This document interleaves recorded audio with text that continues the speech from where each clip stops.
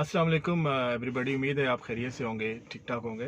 America में आपने घर ख़रीदा एक, और आपने जो है ना उस घर को जो है ना किसी वजह से बेचना है, आपकी जॉब कहीं और लग गई, या आपको जब आप घर में मूव हुए तो आपको घर वो इतना ज़्यादा खुला नहीं लगा और आपको बड़ा घर चाहिए था। जब आप उसको बेचते हैं ना तो वो 15,000 वो कटते हैं। उसके अलावा जब आप कटा के आपने लेट सपोज 30 से लेके 50 या 60,000 तक की इन्वेस्टमेंट किया है, तो आखिर में आपके पास 5 से 10,000 आता है। और बाकी वाला जो है ना 1.5 लाख में से अगर 1 या 1.25 लाख का कर्जा है, बैंक से लिया हुआ है, तो सारे पैसे उधर चले जाते हैं। तो आप हैरान हो जाते हैं ये क्या हुआ कि घर खरीदें, उसको में एटलीस्ट 2 साल तक रहें। 2 साल में रहने के बाद जब आप उसको सेल करेंगे तो कैपिटल गेन टैक्स इतना शदीद टोर्नेडो आया अभी यहाँ पे कि मैं हैरान हो गया। वो देखो सारा ना वो ट्रक का टूट के ना वो गिरा हुआ है ऊपर। वो देखिए वो कुर्सी देखें, मैं तो काम गया जो है ना उसको ख़रीदें और उसमें रहें। अगर आपका लॉन्गर टर्म का पर्पस नहीं है, आपने क्विट करना है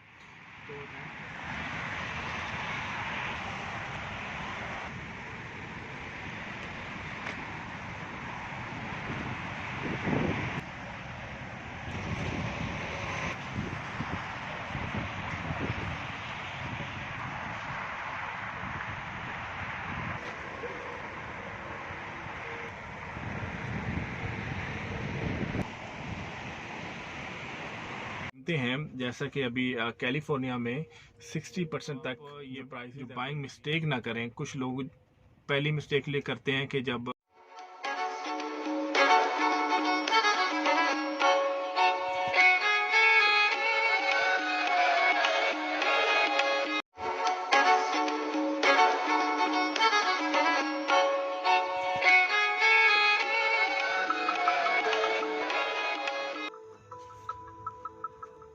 अस्सलाम वालेकुम एवरीबॉडी। उम्मीद है आप खैरियत से होंगे, ठीक ठाक होंगे।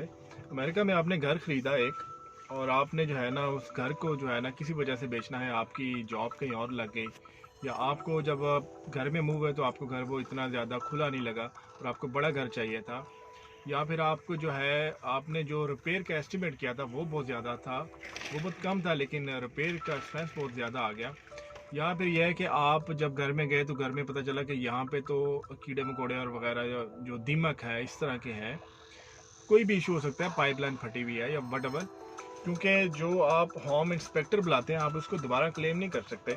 उसने आपसे जो $200-250 जितनी फ़ीस ले ली, उसके बाद आप दोबारा उस पर क्या केस करेंगे? वो जो है ना वो तो अपने बाय कर लिया, अब आप कुछ नहीं कर सकते। तो इस तरह के बहुत से डिसीजन होते हैं जो बहुत से लोगों से दुरुस्त नहीं होते, और फिर उनको जो है ना वो घर सेल करना होता है। तो आज की वीडियो में आपको बताऊंगा कि आपने सेल कब करना है, किस तरह करना है, कैसे करना है, और इसमें जो है ना टैक्स लगता है, वो टैक्स से कैसे बचना है।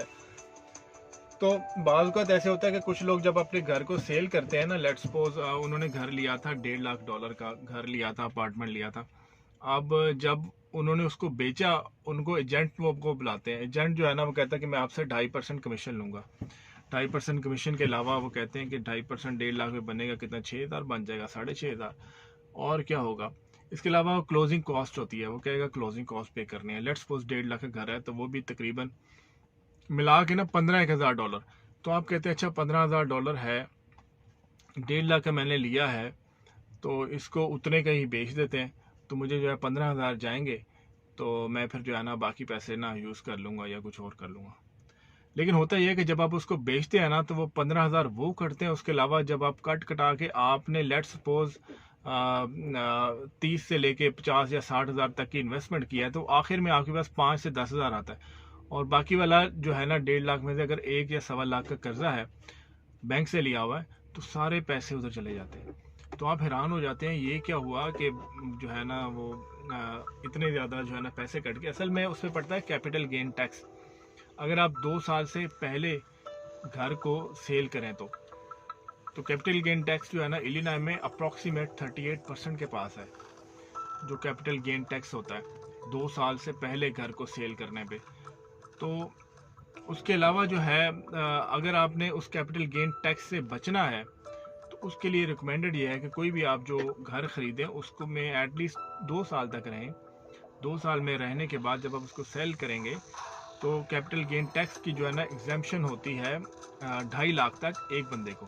यानी कि 2.5 लाख, लेट्स सपोज आपने 5 लाख का लिया था और आपने 7 लाख तक का बेचा है, तो वो फिर जो है ना उसमें 2.5 लाख की एग्जाम्पशन होती है, उस पर टैक्स नहीं लगता।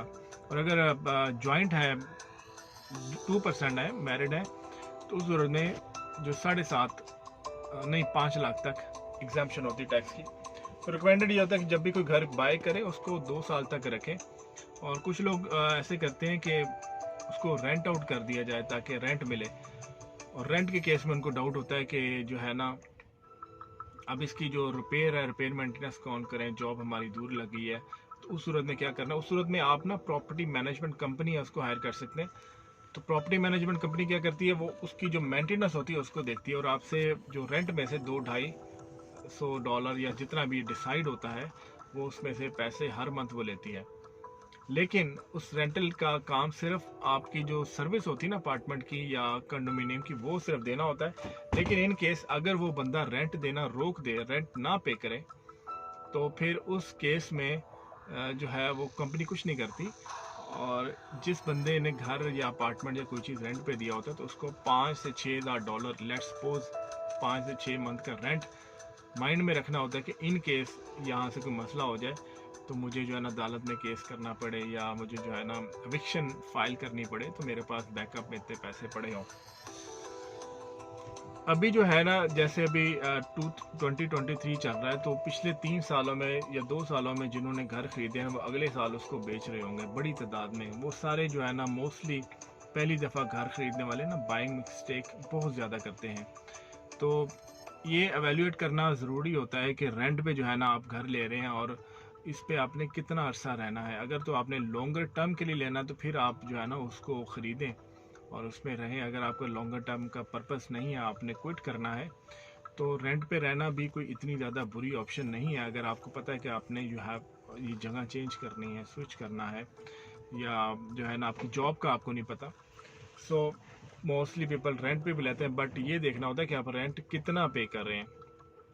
तो ये फ़र्क होता है कि 1 बेडरूम अपार्टमेंट के रेंट का और जो है ना बड़े घर के रेंट का, इसका फ़र्क होता है। इस चीज़ को वैल्यूएट करना होता है। अमेरिका में ना अभी जो घरों की कीमतें हैं, जैसा कि अभी कैलिफोर्निया में 60% तक जो प्राइसेस है वो इंक्रीज़ की हैं, जबकि मैं इस वक्त शिकागो में हूँ। शिकागो में 30% प्राइसेस जो है ना इंक्रीज़ हुई हैं। तो इसका मतलब है 30% का मार्जिन अभी और है, जितनी प्राइस इंक्रीज़ हुई है मज़ीद बढ़ने है। लेकिन कैलिफोर्निया में काफ़ी ज़्यादा बढ़ गई है। मैं 5-1 मंथ पहले ना टेक्सास में गया था, वहाँ पे जाके ह्यूस्टन ऑस्टन एरिया के में ना अपार्टमेंट्स वगैरह देखने गया था। तो मैंने वहाँ की प्राइसेस देखी थी, तो वहाँ पे भी प्राइस में काफ़ी ज़्यादा जंप आया है। तो उधर भी 30% 35% तक ना प्राइसेस इंक्रीज़ की हैं इन्हीं हालिया 2-1 सालों में। उसकी वजह शायद ये भी है कि मोस्टली लोग जो है ना कैलिफोर्निया इस तरह के महंगी जगहों से टेक्सास की तरफ मूव हुए हैं, और ऑब्वियसली वो लो कॉस्ट की वजह से। तो मैंने जाके देखा था तो वहाँ पे लो कॉस्ट है। तो मैं जो लो पेइंग जो जॉब्स हैं 1099 की जॉब्स हैं उनमें भी अर्निंग भी कम है, मतलब पर आवर वेजेस हैं वो भी कंपैरेटिवली कम है अगर वहाँ पे जो है ना एक्सपेंस कॉस्ट ऑफ लिविंग कम है। तो so this is very important कि आप जो है ना घर आप ख़रीदें तो आप ये जो बाइंग मिस्टेक ना करें। कुछ लोग पहली मिस्टेक ये करते हैं कि जब उनकी जॉब जो है ना वो कहीं पे होती है और घर जो है ना वो कहीं पे ले लेते हैं दूर दराज एरिया में। ये कॉमन एक मिस्टेक है। दूसरी मिस्टेक होती है कि बाइंग मिस्टेक में वो ओवर प्राइस पे कर देते हैं। घर की प्राइस जो है ना वो लेट्स सपोज 1.5 लाख थी, उनको जाकर $2 लाख पे कर देते हैं। ओवर प्राइस, ओवर एस्टिमेशन हो जाती है, क्योंकि घर के अंदर जो फर्नीचर लगा होता है, घर की चीज़ें लगी होती हैं, घर में जो है ना किचन का मटेरियल लगा होता है, फिर अप्लाइंसेस लगे होते हैं, इनकी वैल्यू को एवेल्यूएट आपने खुद करना होता है। अगर आप होम इंस्पेक्टर पे रिलाइज करेंगे तो ये अंदर से मिले होते हैं। यहाँ पे कानून के दायरे में रह के बहुत से लोग चूना लगाएंगे, कानून के दायरे के अंदर रह के। अब ये जो है ना आपने अप्लाइंसेस को खुद देखना है, चीज़ों को खुद देखना है, उसकी वैल्यू को खुद आपने लगाना है। बाज़ का लोग जब ज़्यादा पे कर देते हैं फिर वो 2 या 3 साल के बाद ही पे करते हैं तो वो नुकसान में जाते हैं, प्रॉपर्टी उनको लॉस देती है। इस तरह की प्रॉपर्टी जो ओवर प्राइस पे की होती है, फिर 30-40 हज़ार डॉलर का नुकसान कुछ लोग तो बर्दाश्त कर लेते हैं, कुछ नहीं होता, कुछ लोगों के लिए ये बड़ा नुकसान होता है। So that need to be careful while buying property. So recommended ये है कि कैपिटल गेन टैक्स से बचा जाए, तो उसके लिए 2 साल जो है ना उसको होल्ड कर लें या उसको रेंट आउट कर लें। उसकी जितनी मॉर्गेज है आप उसको बेसिक दे ही जाएँ। अगर आपके पास 30 साल का लोन है और आप उसको 5 साल में ख़त्म करना चाहते हैं तो ये भी ख़त्म कर सकते हैं। वो ऐसे करते हैं कि जैसे एक होता है प्रिंसिपल अमाउंट, एक होता है उसकी जो इंटरेस्ट होता है। तो हर मंथ जो प्रिंसिपल अमाउंट में एक्स्ट्रा शामिल किया जाए, मतलब आप जब ऑनलाइन पे करते हैं ना उसमें एक प्रिंसिपल की ऑप्शन होती है और एक उसमें ऑप्शन होती है कि इंटरेस्ट की ऑप्शन। तो प्रिंसिपल में आप एक्स्ट्रा ऐड करते जाएँ। लेट्स सपोज आपका प्रिंसिपल में 500 है, 1000 जितना भी एक्स्ट्रा है, जब आप एक्स्ट्रा करेंगे तो प्रिंसिपल आपका कम होता जाएगा और बैंक को जो है ना वो इंटरेस्ट कम मिलेगा। तो अभी जो इंटरेस्ट रेट है वो भी तकरीबन 8% तक है, 7% 8% तक इंटरेस्ट रेट है। सो इट्स बेटर कि अनलेस आपको श्योर नहीं है कि इस जगह पे 8-10 साल रहना है तो रेंट पे भी रहते रहें, तो ये कोई बुरी ऑप्शन नहीं है। रेंट पे ज़रा ओपन रहते हैं, इजी माइंड रहते हैं और आपको मेंटेनेंस फ्री रहते हैं। और क्योंकि कुछ लोगों को मेंटेनेंस करना, कुछ करना, ये भी बहुत बड़ा हेडेक लगता है। It's not for everybody. So हर बंदे के लिए हर तरह की इन्वेस्टमेंट भी सूटेबल नहीं होती। ये अपने आप को एवेल्यूएट करके किस वक्त लेनी है, किस वक्त करनी है, तो ये जो डिसाइड करना बेटर है। सो मिलते हैं नेक्स्ट वीडियो में। इतना शदीद टोर्नेडो आया अभी यहाँ पे कि मैं हैरान हो गया। वो देखिए सारा ना वो ट्रक का टूट के ना वो गिरा हुआ ऊपर। वो देखिए वो कुर्सी देखें, मैं तो कांप गया यार, मुझे तो पता ही नहीं चला। मुझे कुर्सी कितनी शदीद उड़ के इधर आई है, टोर्नेडो इधर आया हुआ था। पहली दफ़ा ज़िंदगी में टोर्नेडो मैंने देखा है कि इतना शदीद होता है अमेरिका में। वो देखिए वो सारी चीज़ें टूट गई हैं, गाड़ी।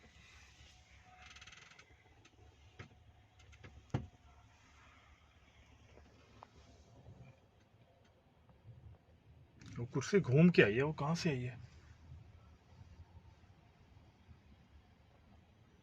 अचानक ही सन्नाटा। वो देखिए कितनी कुर्सी आई है, वो किधर से हवा से घूम के आई है, पता नहीं कहाँ से आई है।